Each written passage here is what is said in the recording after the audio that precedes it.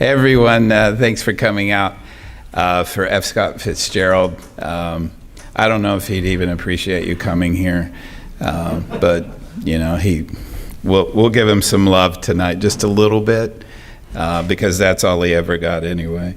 But he was brilliant, of course.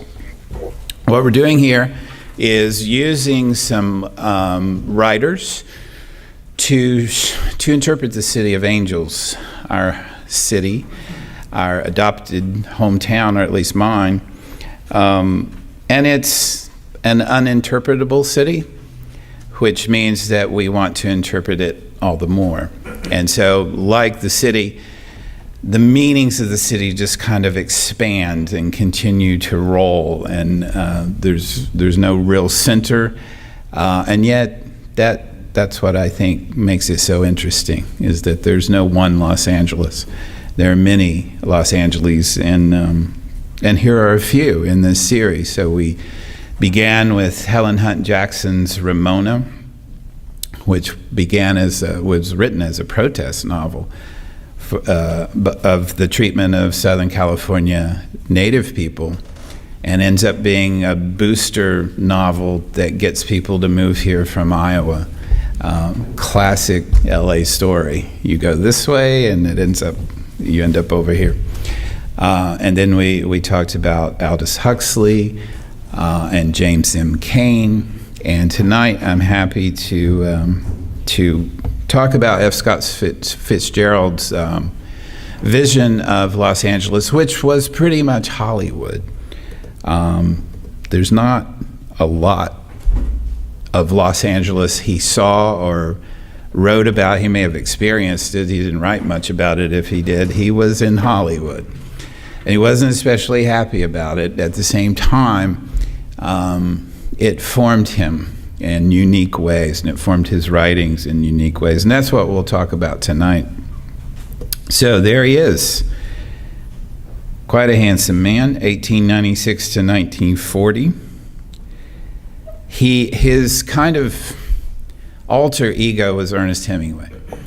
And they couldn't be more different. That's why it's an alter ego.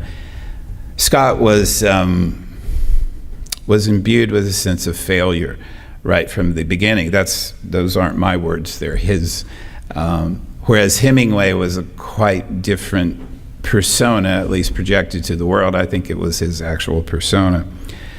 You know, the huntsman, the gamesman, the soldier, the brawler, the big man. Fitzgerald wrote in his notebooks this: "I talk with the authority of failure. Ernest, my friend Ernest Hemingway, with the authority of success." He was the son of a unsuccessful businessman, F. Scott was, who had to rely upon his wife's inheritance to support his children. And this was in St. Paul, Minnesota initially. They moved around. He worked for Procter & Gamble, his father did, so they moved around some.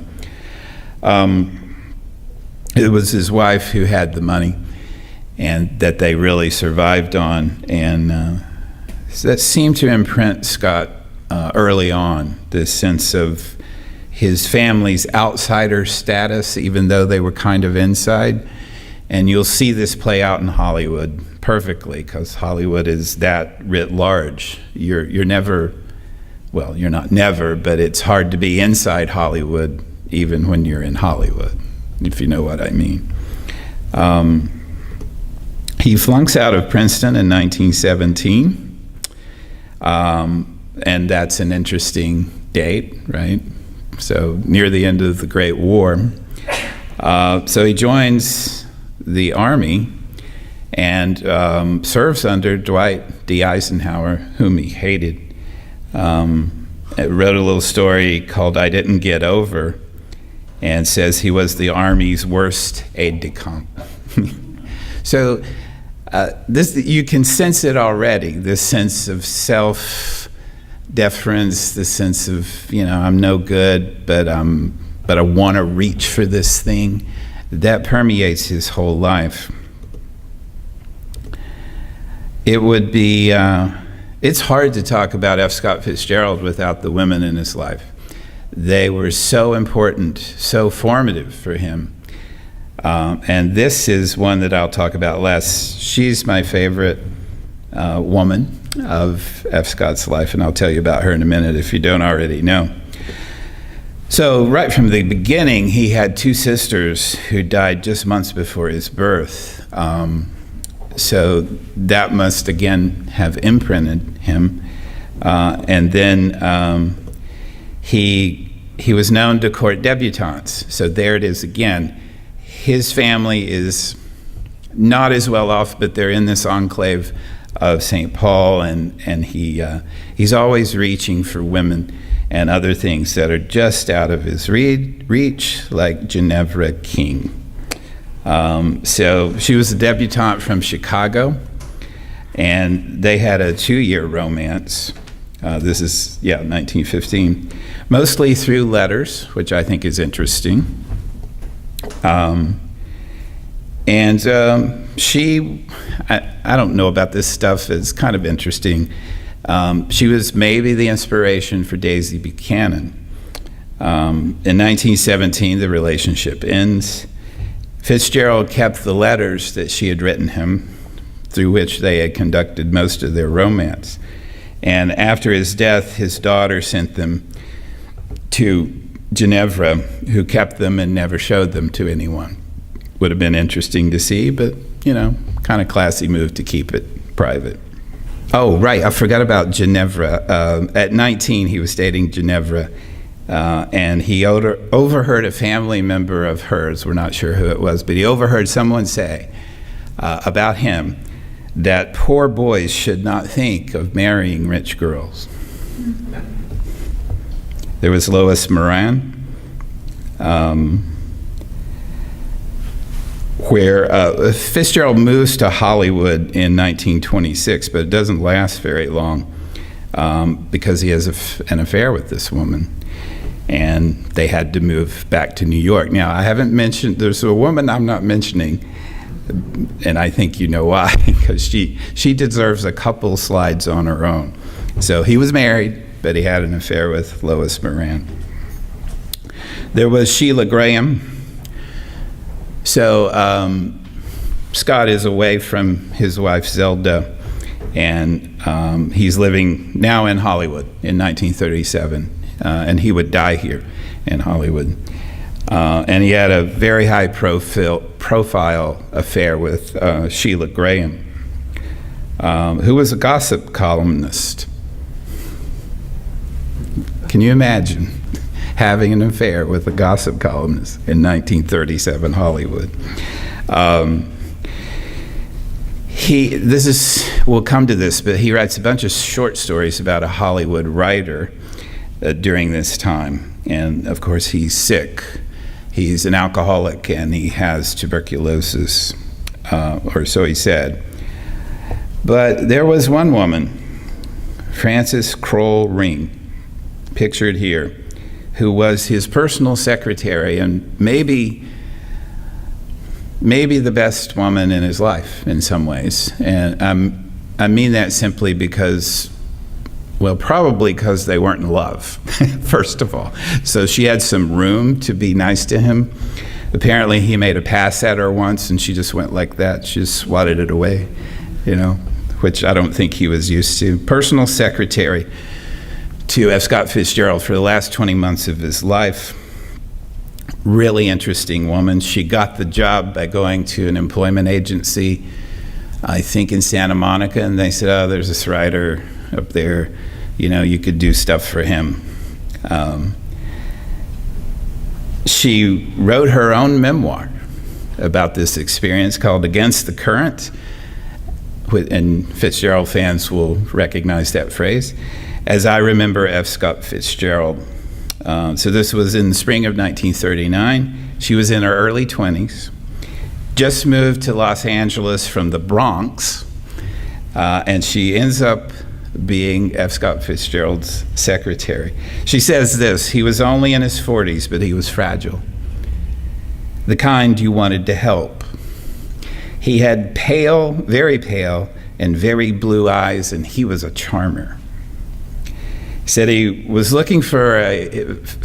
said he was looking for a secretary with no ties to the studios because he was planning a novel about Hollywood and he needed someone who wouldn't gossip to anyone while he was living with Sheila Gray. She writes this: I have a dark impression that lingers of F. Scott Fitzgerald, of a walk we took up the street at one day's end. I was going to my car and he was going to the Schwab's drugstore on Sunset, just a couple blocks away. He was wearing a dark top coat and a gray Homburg hat. As we kept pace, I looked over at him and was chilled by his image, like a shadowy figure in an old photograph. His outfit and pallor were alien to the style and warmth of Southern California, as if he were not at home here, had just stopped off and was dressed to leave on the next train. That's her writing, which is excellent. And I think she has a great face there and looks really happy. She died at 99. But then, if you wanted the opposite, Frances Kroll-Ring, you would do no better than to go to Zelda Zare. There are her dates, 1900 to 1948. She's an Alabama woman.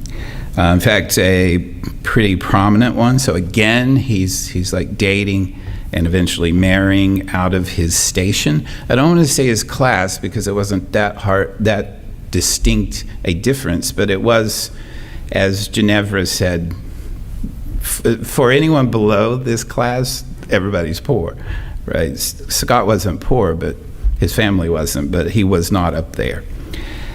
So she's the youngest child of an Alabama Supreme Court justice, and prominent middle class, roots in Montgomery, Alabama, and in Confederate history. Her father's uncle lent his house to Jefferson Davis for the first White House of the Confederacy. She was named after a gypsy heroine. I didn't know this till I did this research. She was named after a gypsy heroine from an 1874 novel. And if any of you have played The Legend of Zelda, that's who she's named for. That's who the game character is named for, of course. Let's see. She meets Scott in July 1918, just after graduating from Sydney Lanier High School. He was 21, still in the Army at that time, in a nearby Camp Sheridan in Alabama, Montgomery. He told her he was on the verge of literary fame, and she said, "I'll wait and see. I have other suitors," which she did.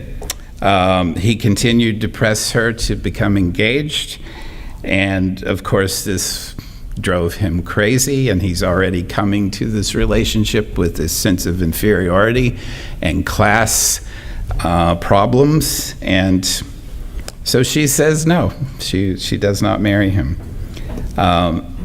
until the publication of This Side of Paradise, his first novel.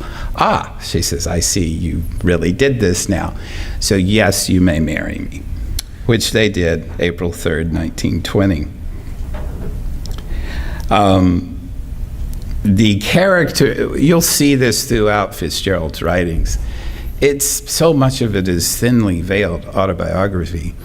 So the character in This Side of Paradise is Rosalind Connage, and pretty much everybody said, oh, that's Zelda. And so Zelda became a celebrity because of this novel. And we saw this with Ramona, how people came in droves to Los Angeles to see the sights of Ramona, which is fiction. But then, I go downtown, I'm like, oh, there's where they shot that scene in Heat, that big gun battle. Well, what is that? That's nothing. It's a movie, but there it is, right there. Same thing, Zelda becomes famous because of Scott's character, Rosalind, in This Side of Paradise. Her reaction, we'll see this again, they kind of steal from each other all the time, Scott and Zelda, in their writing. So apparently, at the birth of their daughter, Scotty, Zelda is purported to have said, "I'm glad it's a girl, and I hope she'll be a fool. That's the best thing a girl can be in this world, a beautiful little fool." And fans of The Great Gatsby will recognize that line as Daisy's line to her daughter. So the line between these things are very thin. She was all along really both an inspiration and a collaborator with Scott on his work. Hard to overestimate her influence. The Beautiful and the Damned, one of his novels was published, and the New York Tribune hired Zelda to review the novel. And then she got into a fight with Scott because upon reviewing the novel, she saw that there was a passage from her diary in it. This was their relationship. It's awesome. There are some critics who say that Zelda co-authored much of Fitzgerald's writing. I don't think that's true, but certainly she had a commanding influence on his life and writing. So, by the late 20s, the jazz age, they become the celebrity of New York, especially. Zelda wanted to be her own person, wanted her own creative outlets, and she was a dancer and very interested in art and dance, two of her great childhood passions that she continued into her adult life. In 1930, she begins to have the first of what would be many breakdowns. Stress, possibly precipitated by her attempts at being a ballerina. Who knows? And who knows what the diagnosis was? Much of it looks like what we would call schizophrenia, but mental health experts later contest this diagnosis. From June 1930 to, September 1931, Zelda lived in Nyon, Switzerland in a sanitarium. And after her release, she and Scott returned to a rented home in Old Cloverdale in Montgomery, which is now the home of the F. Scott and Zelda Fitzgerald Museum. I used to teach right down the street. I walked past it many times. She wrote her own book. In 1932, she entered a clinic at Johns Hopkins, and then she completed a novel there. Okay, while she was in a clinic, Save Me the Waltz. What do you think it was about? Their marriage, of course. He hated this book and blamed the financial burden of her hospitalization on the fact that he was having trouble completing Tender as the Night. And once again, he accuses her of stealing material from him for her Save Me the Waltz book. They parted ways in 1934. They never divorced. Zelda was in the hospital or away at other places. Scotty was raised largely by nannies or at boarding school. From 1936 to 1940, Zelda was in Highland Hospital in Asheville, North Carolina. Beautiful place. I grew up near there, just over the mountain. Scott starts descending even more into alcoholism and literary obscurity. She died so horribly. She was one of 9 women killed in this hospital that night in March 1948, when a fire swept through the hospital's main wing. So 2 quite tragic lives that found each other, but produced some amazing work. So what I'm doing here is rolling the works, trying to roll the works. Oh, sorry, it's going. The works of F. Scott Fitzgerald. And you may know him, I just want to mark this because he was known as a writer of the lost generation. So this is how I became friends with Hemingway and other expatriate Americans in France. The lost generation, resulting from the effects of the Great War, World War I. This is a really interesting time in world history. It kind of interests me that we don't talk about it more. It was the most horrific war in existence. So many people died, I think 9 million. More people died in World War II, but the way they died in World War I was just horrific. Chemical weapons, nerve gas, mustard gas, trench warfare that was just unimaginably horrible. It produces some amazing, tragic, elegiac British poetry, for example, the Great War. And it affected the lost generation of Scott and Ernest Hemingway and others. What defines this lost generation? Decadence. So as you'll see, if you don't already know from Fitzgerald's work, there's a sense of just, let's just party.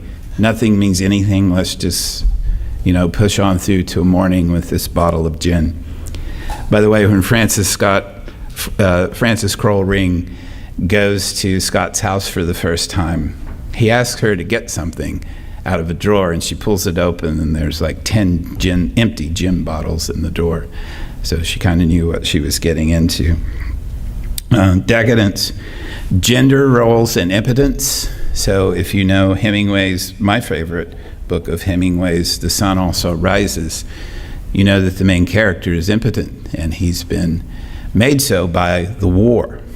Well, that's literal in terms of the character, but is also, of course, metaphorical, because the men of that generation, All Quiet on the Western Front is the same sense of things, made impotent by war, an idealized past, right?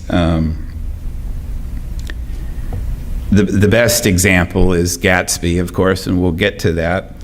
So this idealized past, this despair of the present, this loss of a story for men especially, because men had a story. It was the story of honor and war.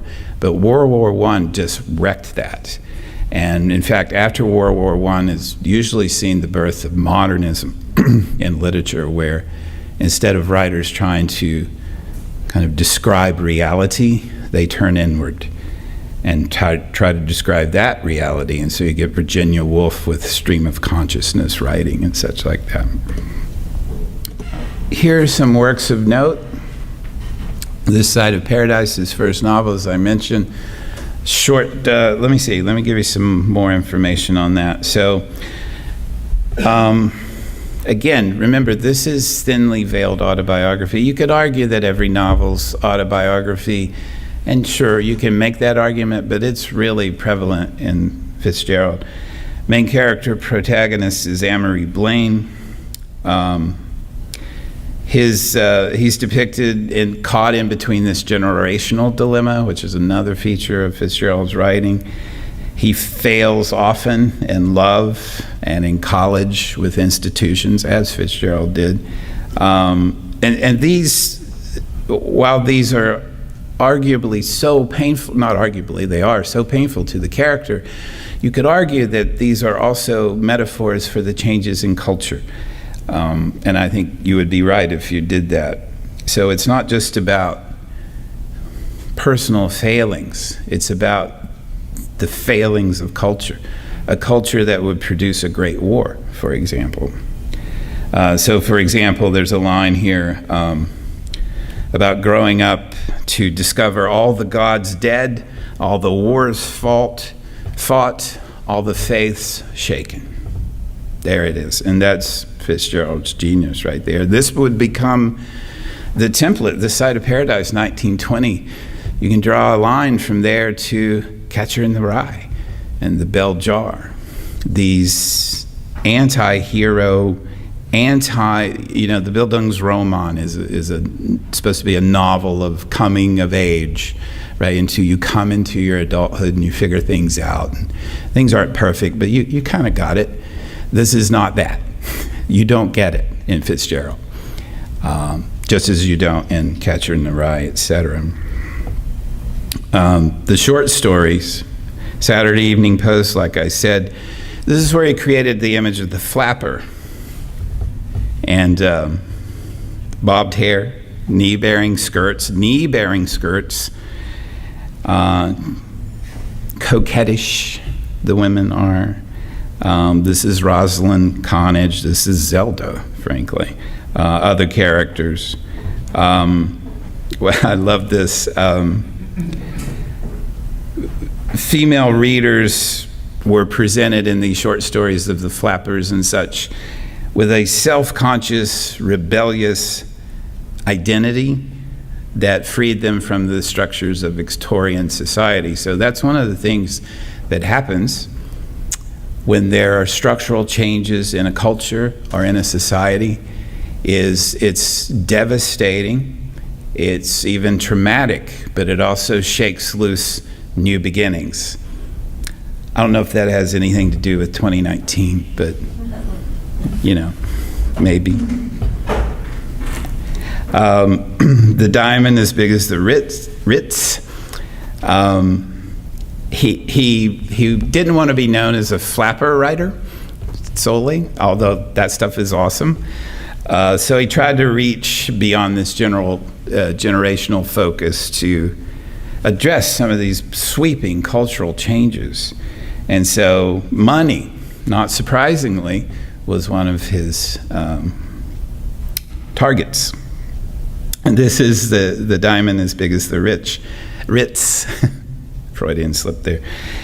This is about a man who's the world's richest man. He lives on a mountain-sized diamond in the Montana Rockies. 1922, interesting timing. His name is Braddock Washington, and his net worth is far from stable because he's got this problem. He's got this diamond as big as a mountain, or as big as the Ritz, and it's so large that if it were offered for sale, it would wreck the market. The market would crash. And if the value should vary, there would not be enough gold in the world, because it was gold standard, to buy 1/10. So he's too rich. He's too rich to enjoy it. Classic Fitzgerald conundrum, right? And so he just lives on this mountain in Montana and has to threaten to kill people who come and try to get some of this worthless, ultimately worthless diamond. Let's see. The Beautiful and the Damned.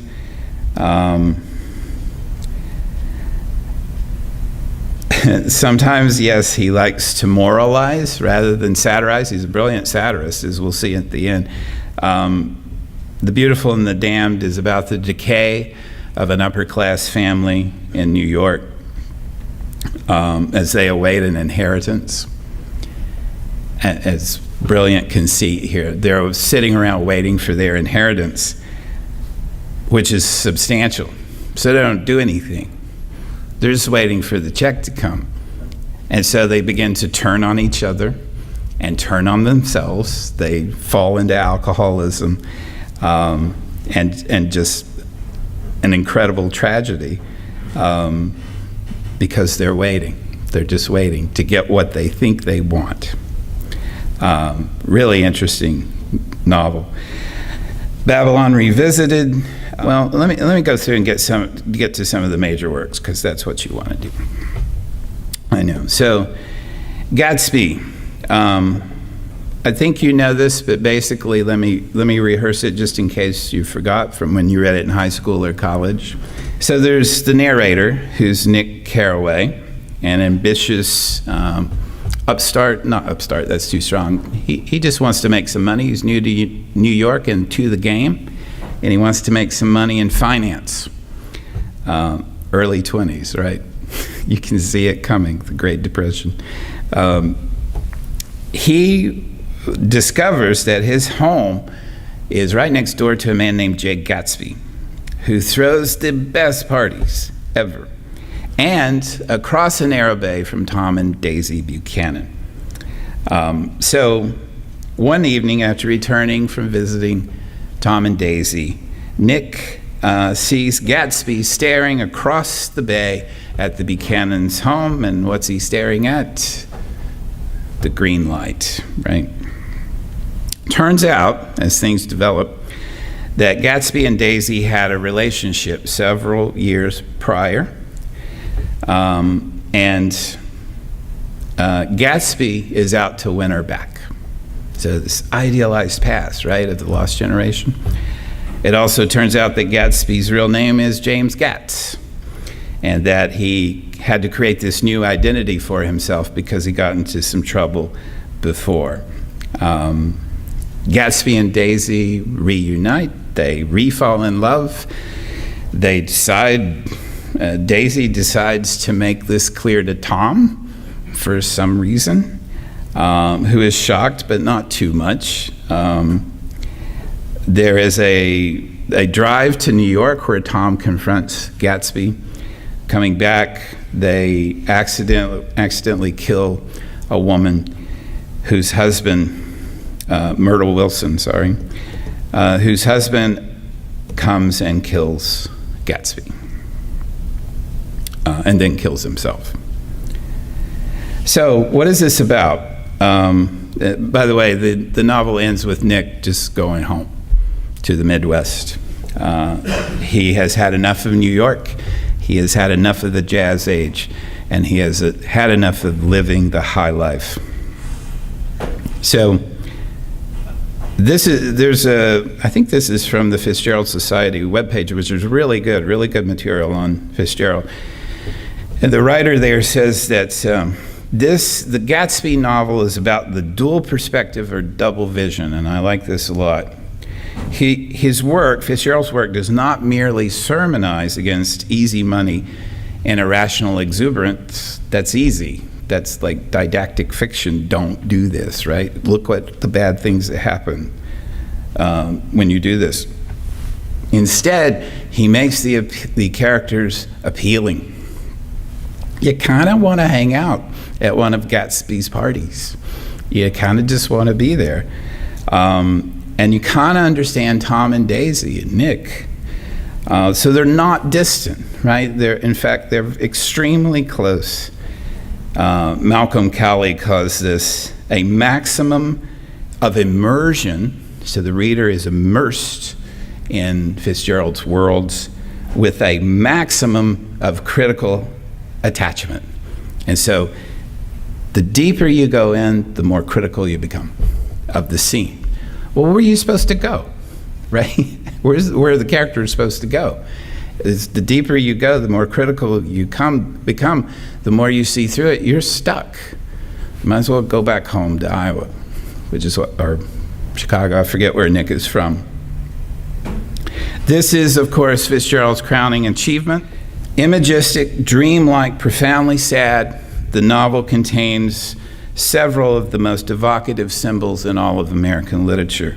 The green light at the end of Daisy's dock that Gatsby stares out across the water at every night. The Valley of Ashes that separates Long Island from New York City. Incredible scenes of the drive from Long Island to New York City, and the eyes, the optometrist's eyes on the billboard. That's the next thing. The eyes on the billboard. The plot, moreover, asks us to read the novel on different thematic levels. It's a love story. Gatsby explores the limits of self-making, so it's a kind of coming of age or coming into one's own novel. The delusions of materialism, One critic said Fitzgerald was a failed Marxist novelist, meaning, well, the intangibility of aspiration in a supposedly classless society. And then Gatsby's ambition is elegized as an expression of the American dream. Here's some lines from the novel. Oh, no, this is the main one. So let me give you the full context of that famous quote. Here it is. And as I sat there brooding on the old, unknown world, I thought of Gatsby's wonder when he first picked out the green light at the end of Daisy's dock. He had come a long way to this blue lawn, and his dream must have seemed so close that he could hardly fail to grasp it. He did not know that it was already behind him. Somewhere back in that vast obscurity beyond the city, the dark fields of the Republic rolled on under night. Gatsby believed in the green light, the orgastic future that year by year recedes before us. We can't quite get there. It eluded us then, but that's no matter. Tomorrow, we will run faster, stretch out our arms farther, and one fine morning, dash. So we beat on, boats against the current, borne back ceaselessly into the past. Tender is the Night. 1934. This is Rosemary, who meets Dr. Dick Diver and his wife Nicole on the French Riviera, as one does. She's 17. She falls in love with Dick. After spending some time there, she leaves her mother and travels with them to Paris. And here she shopped with Nicole, Dr. Diver's wife, had fun. Of course, Dick starts to fall in love with her, and they all celebrate her 18th birthday. You can feel it coming, right? You can just feel it coming just with that description. Something horrible is going to happen, and it does. There's a death. Nicole freaks out. She's rocking herself on the bathroom floor. She can't speak. This is obviously Zelda, of course. She's holding the bloody sheets from the death, and she drifted back into insanity. Rosemary goes home to her mother. They go to Zurich. Rosemary and Dick get back together. Her sister says, no, you're just marrying him for his money, etc. Dick starts to drink. No connection to F. Scott Fitzgerald. He starts falling in love with every girl he sees. No connection at all. During this time, his father died, so he goes to America. Here he sees Rosemary again. He hadn't seen her in 4 years. They flirted some more. They go to bed. And afterwards, they realize they're not in love at all. I love that story, right? After 4 years, you've had this whole journey, so many things. Oh, it's you. And they do the dance, they flirt, they have sex. This isn't it. Don't want this. Classic Fitzgerald. Again, the Fitzgerald Society, which is housed in Alabama, by the way, says this: Tender is the Night is the opposite of Gatsby in almost every imaginable way. Written over the course of a tempestuous 9-year period when he himself was handicapped by alcoholism and Zelda was descending into mental illness. The book is chaotic, non-chronological, and fraught with ruminations and rhetorical sideshows that expound upon the historical, cultural, and philosophical import of its actions. Sorry, this is from his biography, Life and Letters. So, on one level, the book refutes the great man theory of historical progressivism. So, what he's talking about here, the critic is talking about here, is Up until World War I, there was this sense of the zenith of human achievement having been reached. That's always a good idea, to think that there's nothing more for you to learn or do. But that was it. So you began with modernism in the 16th and 17th centuries with advancements in science, Isaac Newton, Francis Bacon, Thomas Hobbes even with his theory of the state, based on observation and scientific principles, if not science itself. You go from there, and then, 300 years later, we got this. And all the things that come along with that. So now you become interested in primitive cultures, right? Oh, let's see how far we've come. Look at those poor people, right? Oh my God, what must it be to live like that? And all the while the implication is, here we are. Are we not awesome? And then what happens in 1914? We begin the stupidest war ever, because it happens because Franz Ferdinand's nephew gets shot by some doofus, and there are all these treaties and agreements in place, and suddenly it's a world war. It's stupid. And then the war itself is horrific. And so the great man theory of historical progressivism was left somewhere in a trench in Germany, because it was no more. And Fitzgerald was there. He was in that war. In fact, he wanted to do something in the war, but the war ended before he got to do anything. So he can't even, act out this war persona, this soldier persona that he wanted to have. And so what results from the Great War is a sense of lostness, like I mentioned with the Lost Generation.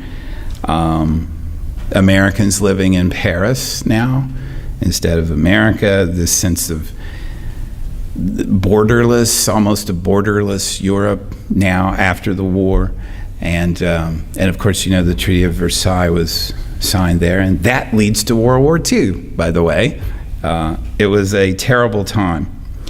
Here's some lines from Tender's the Night that give you a sense of Fitzgerald's voice and of the novel. Often people display I love this line. Often people display a curious respect for a man drunk. Respect rather than fear. There's something awe-inspiring in one who has lost all inhibitions, will do anything. Of course, we make him pay afterward for his moment of superiority, his moment of impressiveness. I don't ask you to love me always like this, but I ask you to remember, somewhere inside of me, there will always be the person I am tonight.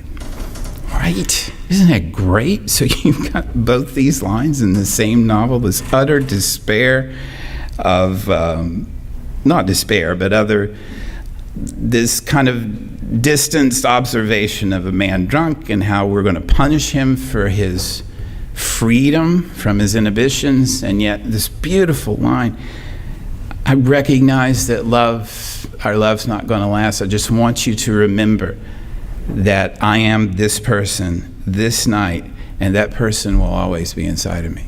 Just incredible poignancy and beauty, along with satire. And then there's the love of the last tycoon, or usually gets printed as the last tycoon. I don't want to get into all the plot, but it's the life of Hollywood manager Monroe Starr. And again, thinly veiled, based on Irving Thalberg, who was the head of MGM, and I think he was at Universal before that. He knew him, Fitzgerald knew him during his time in Hollywood. It's a Hollywood story with these characters in it. It's just more decadence and more lostness with the Hollywood angle. I'm going to put it that way. For example, one of the major scenes is Cecilia is a young woman again, and she's her father is Pat Brady, an influential Hollywood producer. She's flying home to Los Angeles from New York, and they have to stop in Nashville, Tennessee. It's really weird.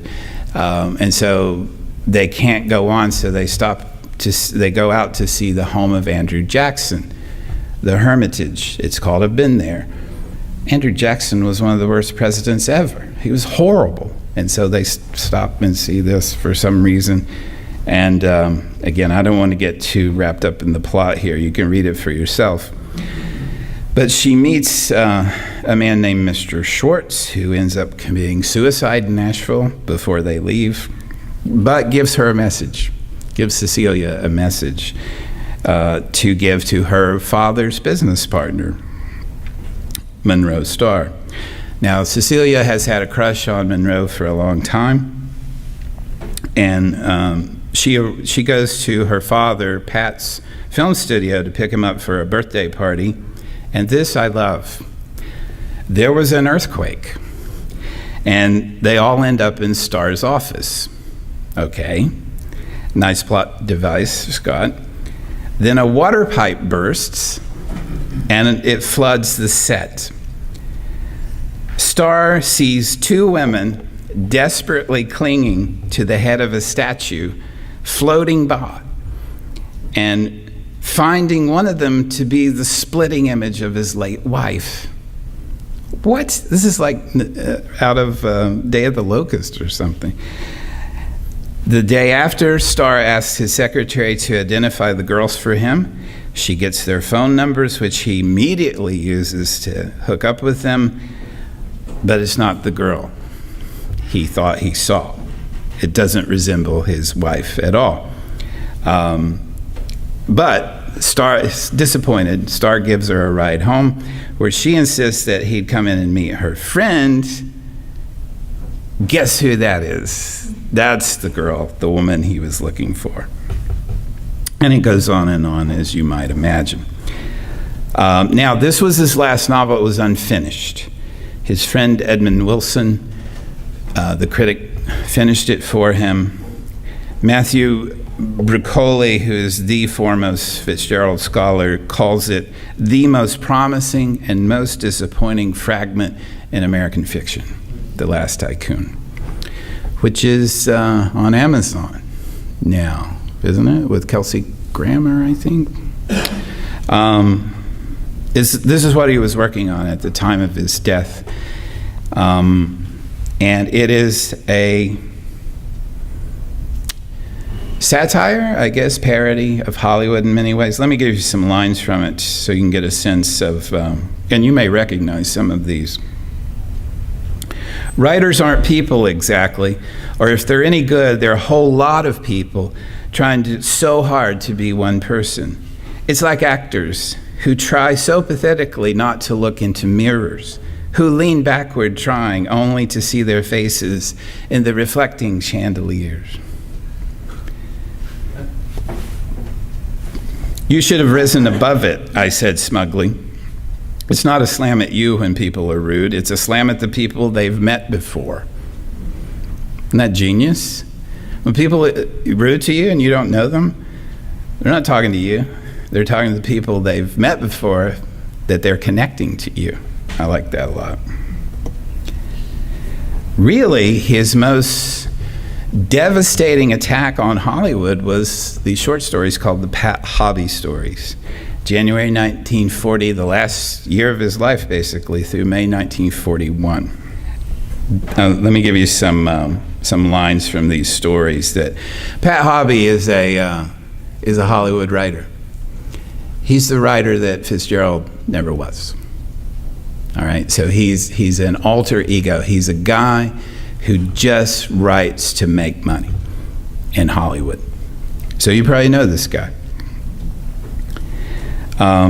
Fitzgerald says this: as long past as 1930, I had a hunch that the talkies would make even the best-selling novelists archaic as silent pictures. People still read, but there was a rankling indignity that to me had become almost an obsession in seeing the power of the written word subordinated to another power, a more glittering, grosser power. He's a novelist. He writes sentences, not scenes. Pat Hobby, the character, was described as a homunculus hatched out of a seething medium of bile and bad checks. During his many adventures in the Pat Hobby stories, Pat, among other things, unintentionally impersonates Orson Welles, poses nude for a studio honcho's friend, has a tete-a-tete with the President of the United States, bashes a more successful writer over the head with a lunch tray, and tries to become a producer by cobbling together a shooting team that includes a German starlet whose only phrases of English are, "How do you do? I think it's wonderful, and I must go now." The only thing Pat Hobby pretty much never does in the course of all these stories is actually write. And this is a flaw, or perhaps a virtue, that manages to depict Fitzgerald's view so beautifully and painfully of a Hollywood writer's life and a real writer's self-loathing. And that is Fitzgerald in Hollywood. Some lines from the Pat Hobby stories. "I've got more screen credits than a dog has got fleas. I've teamed up with some man who wrote dialogue."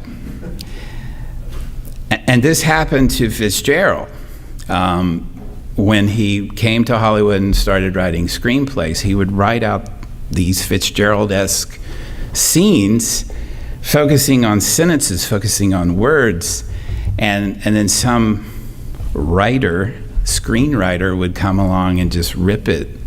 And in fact, they put him reporting to some of these Pat Hobby types. And he just couldn't deal with it. It drove him insane. He actually worked on, I don't think he has a screen credit for it, but he worked on Gone with the Wind. But they told him he couldn't change a single word of Margaret Mitchell's novel. Okay, so what am I doing here? Why don't you just use the novel? That was his life. Yes. Pat at one point tells an enterprising young writer, says, "Look, have you read a book?" And they're like, "Well, yeah, I've read a book." He's like, "Just take 5 things that stuck in your mind from that book, and that's a movie." Pat Hobby, awesome. So, what was F. Scott Fitzgerald's Los Angeles? It was a dark, hopeful place. Human hope and wild desire, right? That was his experience here. He moves here in 1937. His good friend, Thomas Wolfe, Look Homeward Angel, that guy, writes him, "Dear Scott, I don't know where you are living right now, but I'll be damned if I believe anyone lives in a place called the Garden of Allah." But he did. He did. That was an apartment complex on Sunset, I think.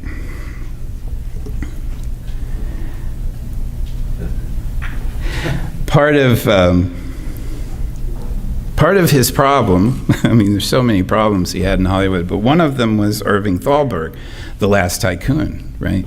The guy who ran Universal City at 22, and then 4 years later at 26, he's running MGM. And Thalberg apparently was the guy who just said screenwriting should be like a model Ford factory. You just put pieces together, have individuals putting pieces together. And that drove Fitzgerald insane, of course, because he has this amazing vision, these grand sweeps of despair and hope and plot and sentences. This just drove him crazy. Jack Warner called such writers as Fitzgerald and Faulkner, and many writers, many novelists come here to do screenwriting, and it rarely goes well. Jack Warner said they were schmucks with Underwoods. Now, for you kids, an Underwood is a typewriter. For you kids, a typewriter is a mechanism for typing words. Just, you can look it up. Billy Wilder, oh, I love this line. Billy Wilder, the great director, really liked Scott Fitzgerald and likened him to, quote, a great sculptor who's hired to do a plumbing job with no idea of how to connect the pipes or make the water flow. That is perfect, absolutely perfect. Scott said, I hate the place. I hate Hollywood like a poison with a sincere hatred. And yet, he was absolutely desperate to work here. I don't know if anybody can relate to this feeling of wanting to be here so badly and then hating what you see and how it treats you.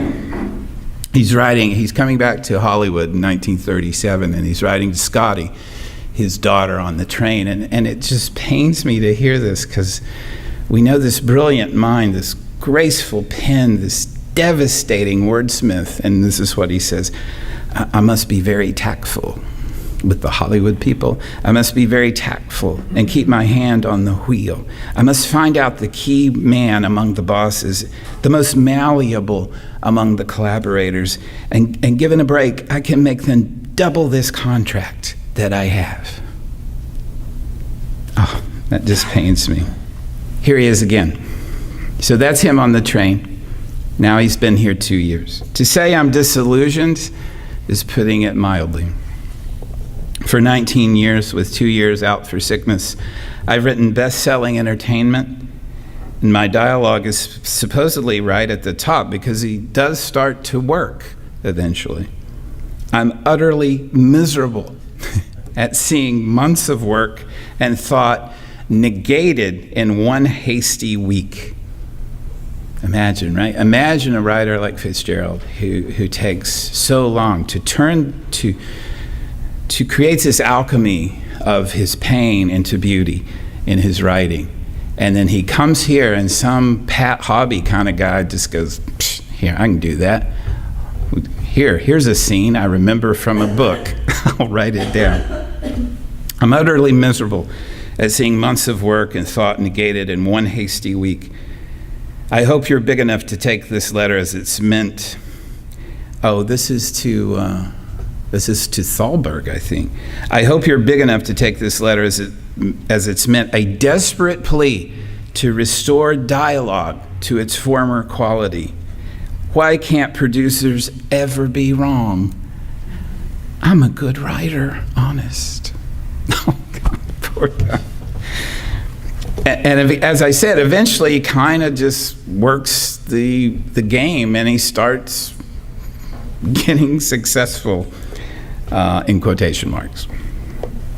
He writes this: I'm now considered a success in Hollywood, he observed wryly, because something which I did not write is going on under my name, and something which I did write has been quietly buried without any fuss or row, not even a squeak from me. The change from regarding this as a potential art to looking at it as a cynical business has begun. But I still think that sometime during my stay out here, I will be able to get something of my own out on the screen that I can ask my friends to see. Oh my God, I just want to hug him. And then a final rejection. I mean this because I think Hollywood was his last mistress. I think, like nearly every other woman he seduced or wooed or courted, he never measured up. And I think Hollywood was the last one. Isn't Hollywood a dump? He wrote to a friend in 1940, in the human sense of the word, a hideous town, pointed up by the insulting gardens of its rich, full of the human spirit at a new low of debasement. And yet, not much later, he wrote in his notes, I look out at it, Hollywood, and I think it is the most beautiful history in the world. It is the history of me and of my people. It is the history of all aspiration, not just the American dream, but the human dream. And if I came at the end of it, that too is a place in the line of pioneers. Thank you for listening to F. Scott Fitzgerald.